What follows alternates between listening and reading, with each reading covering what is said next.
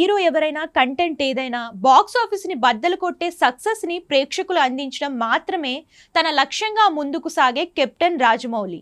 ఆయన సినిమాకి ఎదిగారు. ఆయనతో పాటు తెలుగు సినిమా మార్కెట్ రేంజ్ ని కూడా పెంచారు. బాహుబలితో సౌత్ సినిమాలకు నార్త్ గేట్లు పర్మనెంట్ గా ఓపెన్ అయ్యాయి. ఒకంత తెలుగు సినిమాలను చూసి ఉత్తరాది వారు అలర్ట్ అయ్యే సిచ్యువేషన్ కూడా క్రియేట్ అయింది.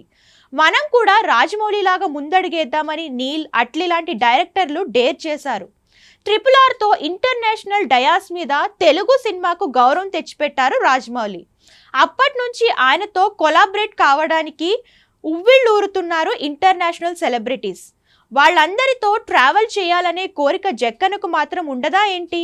అందుకే మహేష్ సినిమాతో రీజనల్ హీరోల కాంబోకి ఫుల్ స్టాప్ పెడతారనే మాట వినిపిస్తుంది. SSMB29 కోసం ఓ OTT సంస్థతో భారీ డీల్ కుదుర్చుకున్నారట జక్కన్న. అందుకే సినిమా ప్రోగ్రెస్ కి సంబంధించి చిన్న పిక్ కూడా లీక్ చేయడం లేదట. దాదాపు 72 దేశాల్లో ఈ సినిమాను రిలీజ్ చేయడానికి రెడీ అవుతుందట సదరు OTT. అంతా రిలీజ్ చేశాక ఆ రేంజ్ అప్లాజ్ అందుకున్నాక జక్కన్న రీజనల్ హీరోలతో సినిమాలు చేస్తారనే ఆశ లేవంటున్నారు క్రిటిక్స్. SSMB29 జక్కన్న కొలాబరేషన్ మొత్తం హాలీవుడ్ తోనే అన్నది జోరుగా సాగుతున్న ప్రచారం.